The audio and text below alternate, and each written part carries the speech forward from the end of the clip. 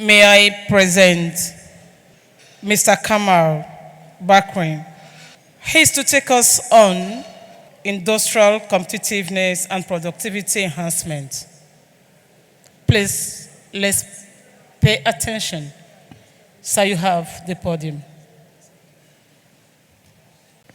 Good afternoon, the Chairman in Council, the Permanent Secretary, Federal Ministry of Industry, Trade and Investment,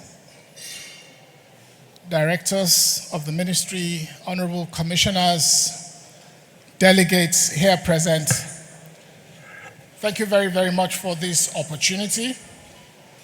All protocols duly observed. By way of introduction, it is quite fitting that we're holding this event here in Enugu, the famous coal city. It is Nigeria's, if you will, first industrial city.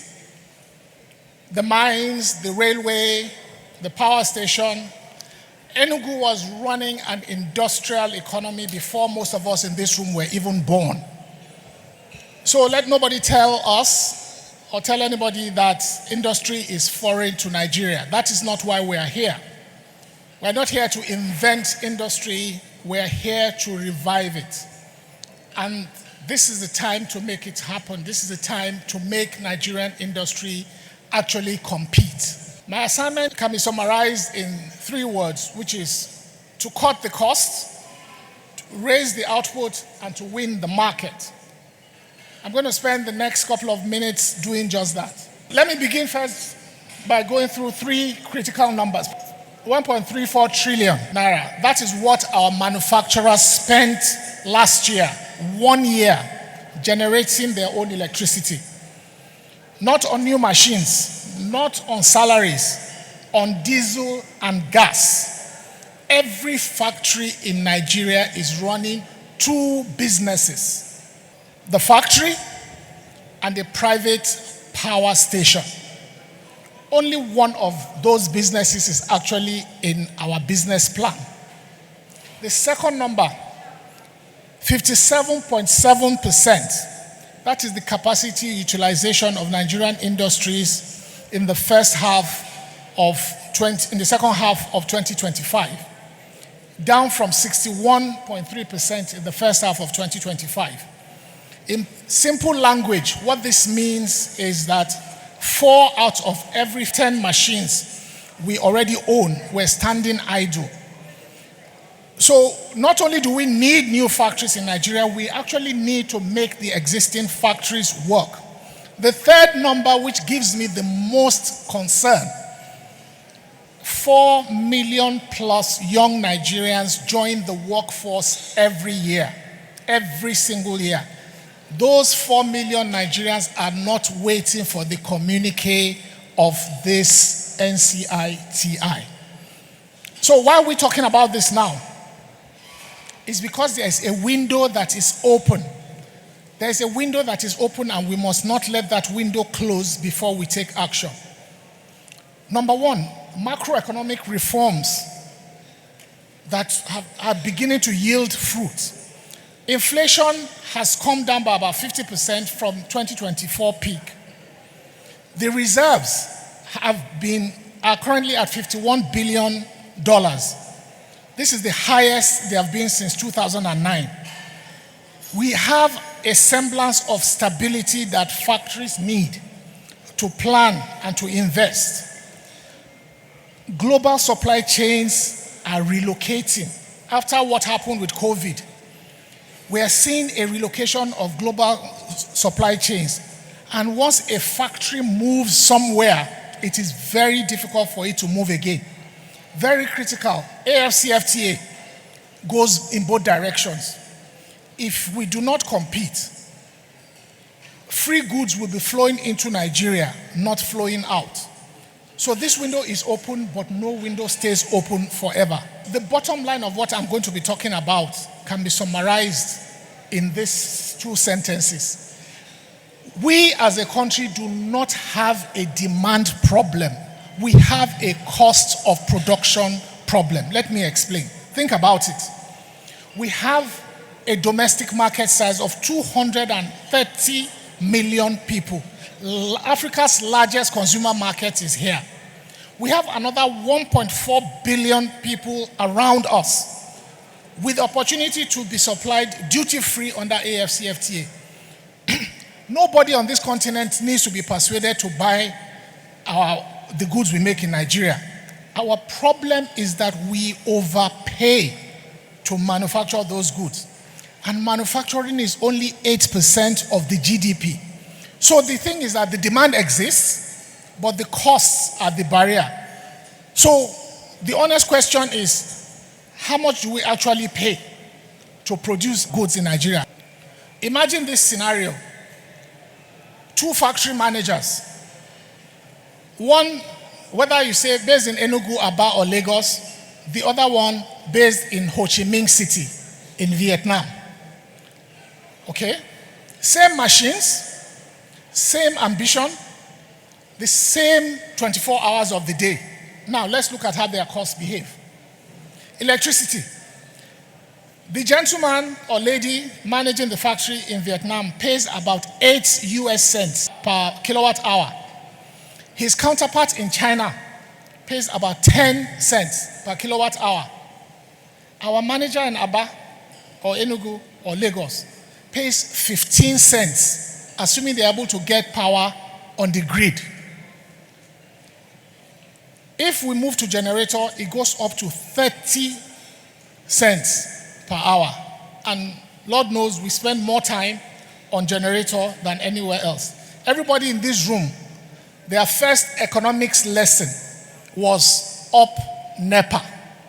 Up NEPA. Guess what? The man in Vietnam, the man in China, he doesn't know the meaning of up NEPA because they never experienced it. That's number one. The second thing is working capital. Again, our Vietnamese friend, he borrows money at 9%. The man in China borrows money at 3%. Our factory owner here borrows money at 27 to 35%. At 35%, ladies and gentlemen, your banker is not only just your lender. He's actually the senior partner and the senior owner in your business. The third one is logistics. On the World Bank Logistics Index, the LPI, China ranks number 19. That is the logistics performance index, the ease of logistics. Vietnam ranks number 43. Nigeria ranks 88 out of 139. Cargo at our ports spend about 18 to 21 days. Some containers have stayed in Apapa for so long that they might as well be tenants. They might as well be paying rent there. So, this gives us a sense of how much we pay. We pay 2 to 10 times more for critical inputs than the people that we say we are competing with. So at these numbers, we have already lost the contest before the product even leaves the factory gate. Now, what can be done? What is possible? Is it possible to actually catch up? Let us go back to Vietnam. Vietnam exports electronics to the United States. Half of the Samsung phones we use around the world are made in Vietnam. Let's talk about Bangladesh. Bangladesh grew its garments business into a $38 billion export machine. That's 84% of everything it sells abroad. To put this figure in context, Nigeria's crude oil exports in 2025 was 31.5 billion. Bangladesh exported more garments by value than we produced in crude oil. And we call ourselves an oil-rich nation. See what manufacturing competitiveness is doing for some other people. What did they do? They discovered discipline. Cheap, reliable imports, they treated this as industrial policy. They priced finance for manufacturing, not for anything else. They priced finance for manufacturing. They took one export sector and did it superbly year after year, and the policy was held steady across governments for 20 years. Okay? And before anybody says, that is Asia, they have a different mindset, they're a different culture, we have actually done it in Nigeria. Look at the example of urea in Nigeria. In 2005, we produced 500,000 tons of urea, and we were importing our fertilizer. Today, we produce 6.5 million tons, and we rank among the top 10 exporters in the world. Why? Because for once, gas was prized as an industrial input and not as punishment. Gas was prized not as a privilege, but as an industrial input. The whole lesson of this today's session is one sentence. When we price inputs as if we want industry to live, industry actually lives. So, what are the key things we need to do? Everything I've been talking about so far comes down to 4 costs. And what I want to do is to attach a target to each, because if we don't have targets, a cost without a target is simply complaining. Oh, this is too high, this doesn't mean anything. So what matters is actually that we actually have specific targets. Number 1, let's start with energy. Reliable power that a factory can plan on. We need to target 8 to 10 cents per kilowatt hour, 24 hours a day at the cluster gate. Finance needs to be priced for industrial usage. It's different. The target should be single-digit lending at the right quantum. There is no need, if your economy needs 100 billion of investment, you are not winning if you are able to mobilize $500 million. That is the reality. So it has to be at the right quantum.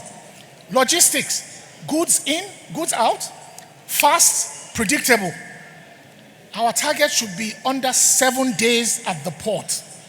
The trade costs need to drop down to about 15%. The trade cost needs to drop down to about 15%. Specific targets.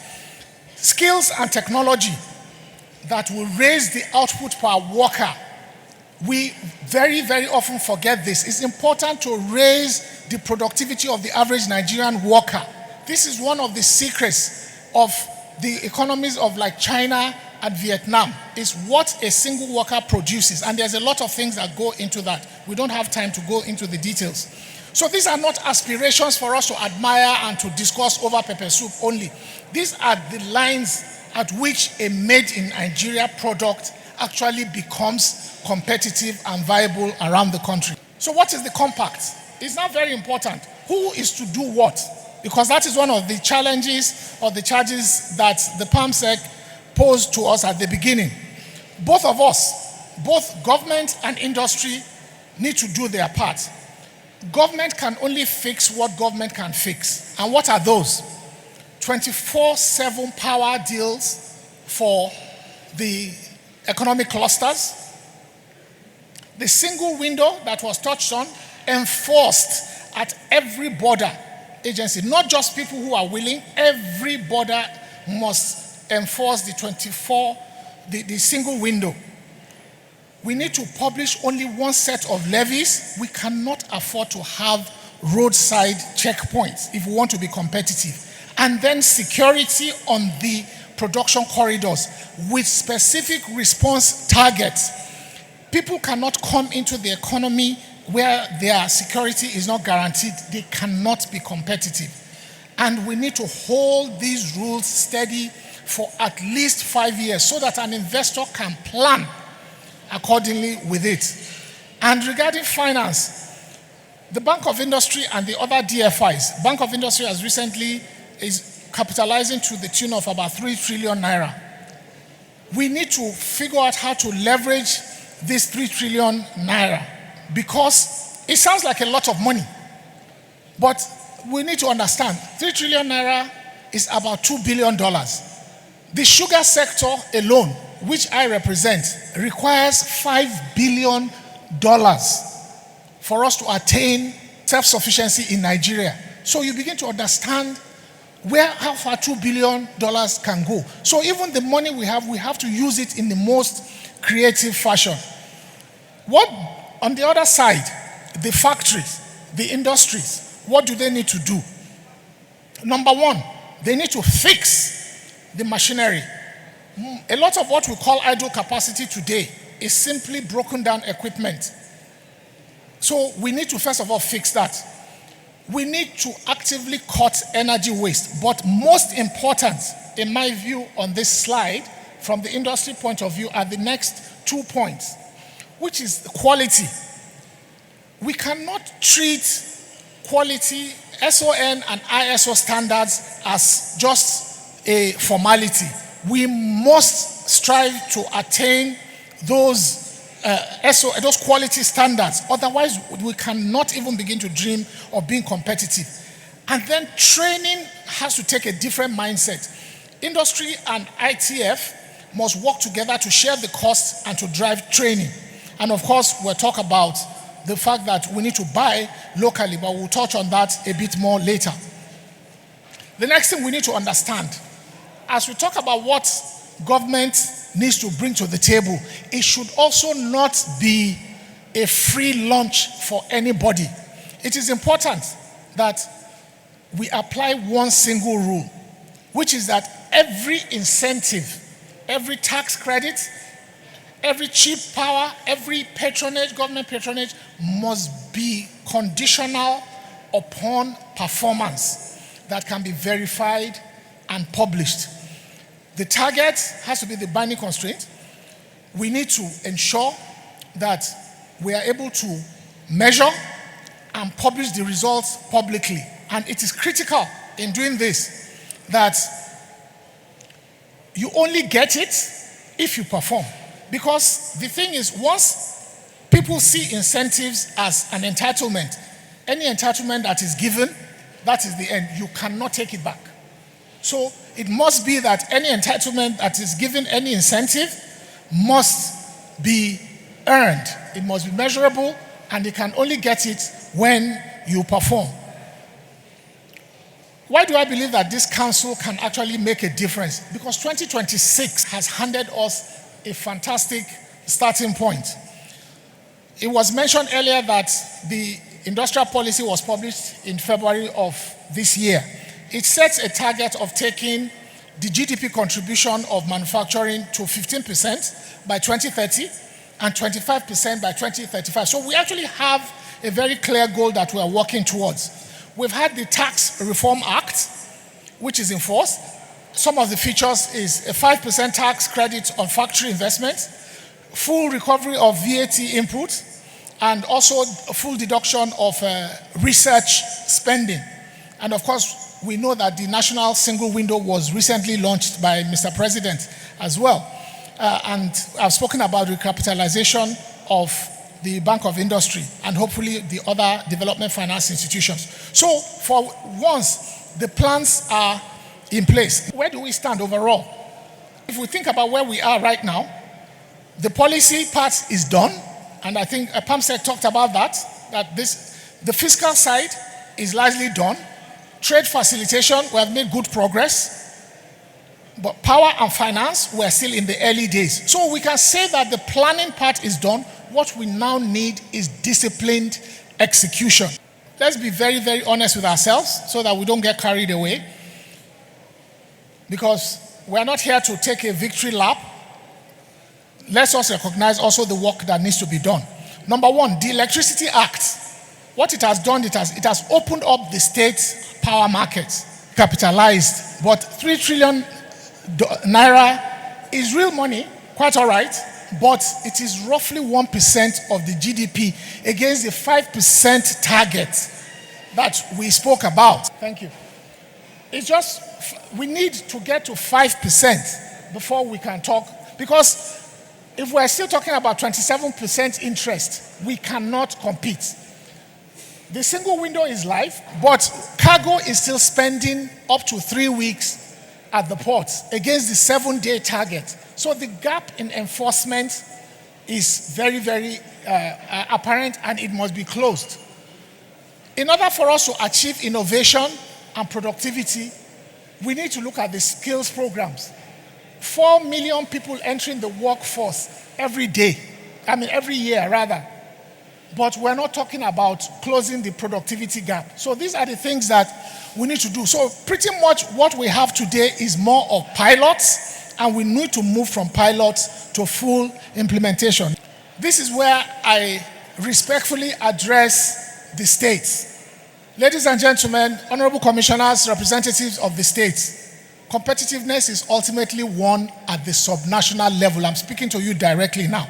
What must the states do? Distinguished commissioners, because competitiveness occurs at the state, no federal circular has ever cleared roadside checkpoints. It doesn't happen. 6 things that need to happen at the state level. You must build your own state power market under this Electricity Act and license generation for the clusters. My favorite topic, you must make land bankable. It is not about C of O only. We must make land bankable. Compensation to host communities must be settled and settled in a timeous manner. Physical possession must be guaranteed and secured. A certificate of occupancy is not a factory if the community is unpaid and the bulldozers cannot enter there to do the work. So it is not enough to issue C of O. We must have one levy, one window. Nobody does well under multiplicity of taxes. We've said this council after council. We need to build industrial parks with shared power, water, and security. And very, very important, our technical colleges, and I know Enugu State is doing work in this area. I spoke with the Honorable Commissioner. Our technical colleges must produce what the factories you want to attract want. That is what must be happening. If you want to be a mining processing state or a solid minerals mining state, you must produce in your technical colleges graduates that do just that, not something else. And of course, we must lead by buying. But again, we need to get the quality to where it needs to be. My own contribution to council, 4 resolutions that I believe that council can adopt in Enugu this time around. 1 is to power the clusters. Every state should designate at least one industrial cluster for a dedicated power arrangement within the next 12 months. 1 levy, 1 window.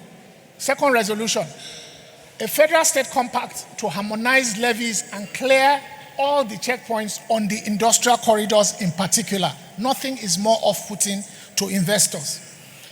Number 3, council, I strongly suggest council publish an annual state industrial competitiveness index that shows the cost of power, what it takes to acquire land, how long it takes, the levies, the logistics, and to rank all the states. A peer review mechanism, if you want to call it that. And then, of course, enforce the Nigeria First procurement, both at the federal and the state level, with quarterly compliance dashboards. Each resolution needs an owner, a date, and a way to measure it. Otherwise, it will be filed, it will be framed, and it will be forgotten. And Lord knows we have enough of those already. Why are we doing this? What is the point? It is not about a chart. It is not about what we go and discuss at World Bank or UN. It is 4 million Nigerians finding work every year.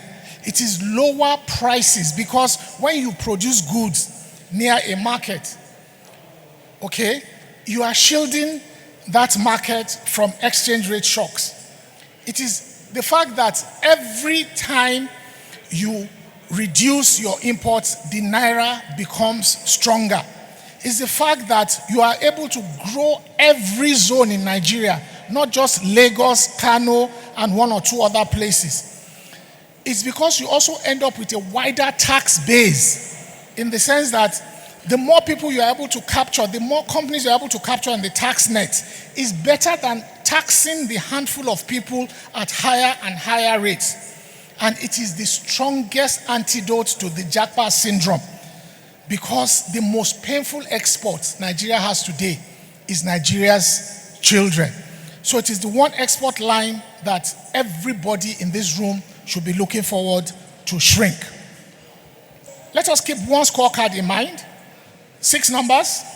1, we should make manufacturing 15% of GDP, power 10 cents, borrowing costs at less than 10%. We should be able to clear goods in under 7 days. We should target selling to 1.4 billion other Africans, and we should aim to employ 4 million people a year. Finally, ladies and gentlemen, AFCFTA has removed the fence around our markets. Let's be mindful of this. From now on, it's either goods are crossing our borders or goods are coming into the country. We're either going to compete or we're going to concede the market. This council has the instruments. Enugu is where we set the numbers and begin to keep score. Thank you very much.